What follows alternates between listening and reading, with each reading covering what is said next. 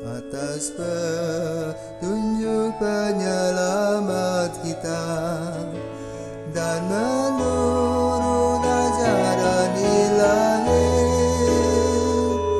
maka beranilah kita bernyanyi. Bapa kami yang ada di surga, dimuliakanlah namamu. Selamat pagi untuk kita semua. Saya Aji Prakoso. Dan saya Raymond. Kali ini kami berdua berkesempatan untuk menyapa Opa Oma, Bapak Ibu dan saudara-saudari yang terkasih. Dalam renungan Sabda Siap Saji tanggal 5 Juli 2021. Marilah kita berdoa. Allah Bapa Maha Pengasih, Engkaulah tanah tempat kami berpijak. Kami bersyukur kepadamu atas kehadiranmu di tengah-tengah kami, menyehatkan jiwa dan raga kami. Maka kami mohon, semoga Engkau tetap beserta kami, demi Yesus Kristus Putramu. Amin. Amin. Inilah Injil Yesus Kristus menurut Matius. Sekali peristiwa, datanglah kepada Yesus seorang kepala rumah ibadat. Ia menyembah Dia dan berkata, "Anakku perempuan baru saja meninggal, tetapi datanglah, letakkanlah tanganmu atasnya, maka ia akan hidup." Lalu Yesus pun bangun dan bersama murid-muridnya mengikuti orang itu. Pada waktu itu seorang wanita yang sudah 12 tahun lamanya menderita pendarahan, maju mendekati Yesus dari belakang dan menjamah jubahnya. Karena katanya dalam hati, "Asal ku jamah saja jubahnya, aku akan sembuh." Tetapi Yesus berpaling dan memandang dia serta berkata, "Teguhkanlah hatimu, hai anakku, imanmu telah menyelamatkan dikau." Maka sejak saat itu juga sembuhlah wanita itu.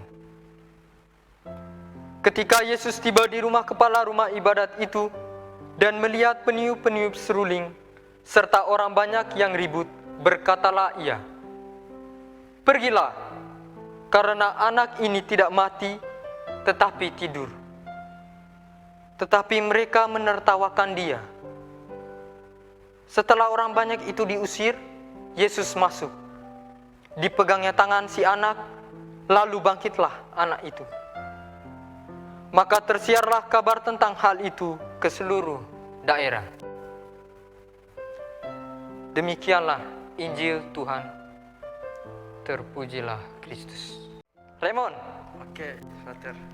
sepertinya tadi ketika saya membaca bacaan pada hari ini dari Injil Matius bab 9 ayat 18 sampai 26, saya agak sedikit merinding dengan perkataan Yesus di bagian ketika, "Teguhkanlah hatimu, hai anakku, imanmu telah menyelamatkan dikau." Di sisi lain, kita juga melihat bagaimana kepercayaan dari seorang kepala rumah ibadat yang yakin bahwa Yesus memiliki mujizat untuk menyembuhkan anaknya yang telah lama meninggal, dan ia pun berkata bahwa Yesus pun akan bisa membangkitkannya kembali.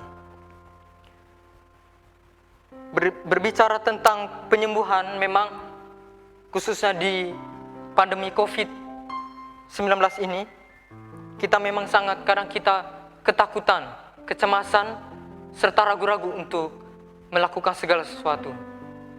Apalagi ketika kita ingin melakukan suatu kegiatan di luar dan juga berhubungan dengan orang-orang di sekitar, itu kita merasa cemas. Apakah COVID ini masih ada di sekitar kita, ataupun bahkan COVID pun itu bisa menular ke tubuh kita. Namun kita belajar dari Injil hari ini bahwa Yesus tidak pernah berhenti untuk membimbing kita agar kita selalu tetap hidup bahagia, sehat selalu, dan terhindar dari segala ancaman. Kemudian dari sisi lain juga, ketika Yesus hendak berjalan ke rumah kepala ibadat itu, ada seorang perempuan yang sudah 12 tahun lamanya mengalami pendarahan. Namun sekarang apa yang ia katakan dalam hatinya bahwa ia percaya bahwa hanya memegang jubahnya saja ia akan sembuh. Coba kita lihat sekarang, kita sudah berjubah. Kita sudah berapa bulan menerima jubah. Tentunya umat sekalian yang berada di rumah, sebelumnya itu mohon maaf tadi kita belum perkenalan bahwa kami adalah kedua frater dari Seminari Interdiocesan Santo Petrus Rita Piret tingkat 1 untuk Keuskupan Denpasar. Kami juga baru beberapa bulan yang lalu kami menerima jubah, dan berbicara tentang jubah ini kita bisa kaitkan dengan Injil hari ini bahwa jubah memiliki nilai atau makna yang sangat tinggi, khususnya bagi kami para calon imam ini. Memang jubah adalah pakaian biasa, terbuat dari kain biasa, orang jahit biasa. Kita pikir bahwa mungkin orang-orang gelandangan yang kotor atau yang tertindas pun bisa memakai baju ini. Tidak hanya kami, tapi kita sekarang pikir kembali bahwa jubah memiliki arti yang sangat mendalam. Oke, Raymond, saya ingin mendengarkan bagaimana Raymond merenungkan Injil pada hari ini. Oke, kalau dari Injil hari ini yang menjadi ayat yang menarik bagi saya adalah ketika wanita itu bertemu Yesus. Dan seperti yang Frater Aji katakan tadi, wanita itu berkata, asalkan aku menyentuh jubahnya saja maka aku sembuh. Dari perkataan wanita itu bisa kita tahu bahwa ia tidak perlu mendapatkan sentuhan yang langsung dari Tuhan Yesus, tetapi melalui pakaian yang Yesus pakai pun ia bisa sembuh. Mengapa ia bisa sembuh? Karena rasa percayanya kepada Yesus itu begitu besar, dan ia tahu bahwa Yesus itu adalah anak Allah. Yesus adalah dokter dari segala dokter. Yesus bisa menyembuhkan semua orang. Bahkan Yesus pun bisa membangkitkan orang yang telah mati. Dan menurut saya, wanita ini tahu betul siapa itu Yesus. Jadi begitu menurut saya. Oke, terima kasih Saudara Raymond yang telah memberikan inspirasi untuk saudara-saudari, oma, bapak, ibu yang sedang menonton siaran ini. Jadi jubah itu adalah sebuah pakaian putih yang memang benar orang-orang percaya untuk kesucian, untuk kita berdoa bersama-sama, khususnya kami frater, kami makanya untuk perayaan Ekaristi, ibadat sabda dan lain-lain. Namun bagi kita orang Katolik,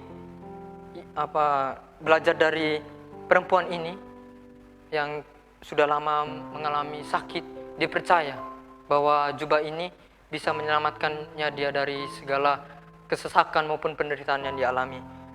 Dan juga selain itu ada juga kisah ketika Yesus hendak datang di rumah kepala ibadat, dan ketika Yesus datang, orang-orang di sana menertawakan dia.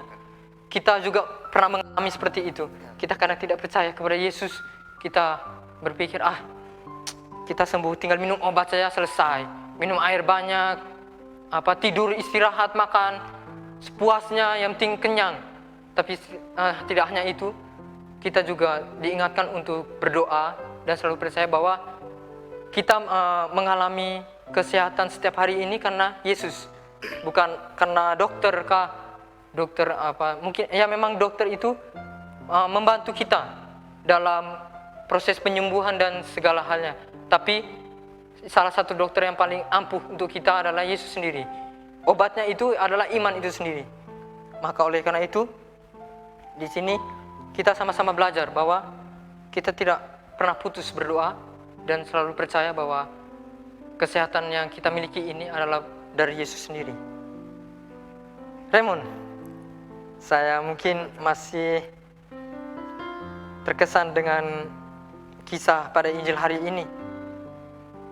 Namun mungkin saya ingin mendengar lagi kisah dari Saudara Raymond sendiri. Apakah Saudara Raymond pernah mengalami sesuatu yang bagaimana?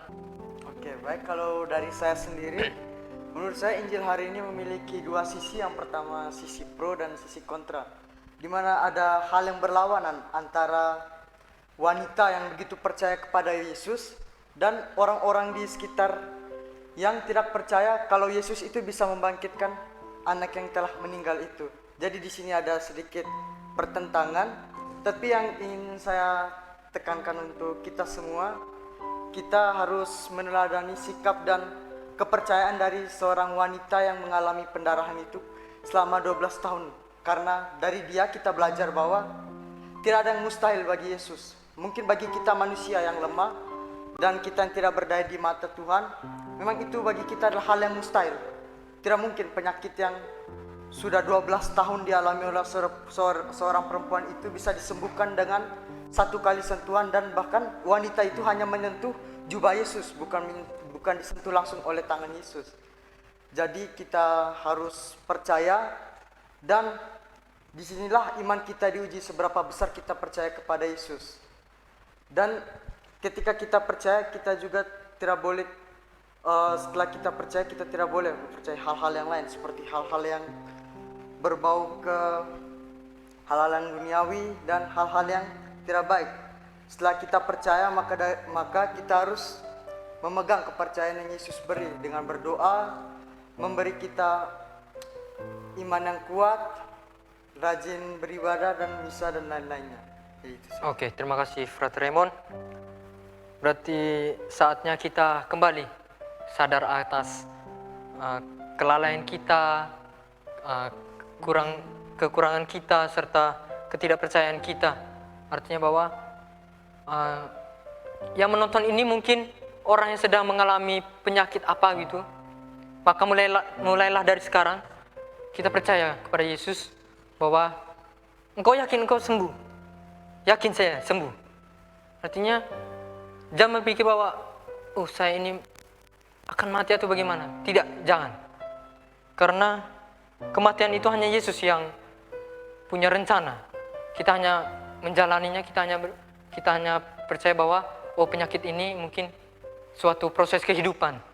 Dan ketika kita sembuh nanti kita akan kembali sadar, kita lihat kembali bahwa ternyata benar apa yang telah saya alami ini, apa yang telah saya lakukan sebelumnya, proses penyembuhan saya ini ternyata tidak sia-sia karena Yesus sendiri.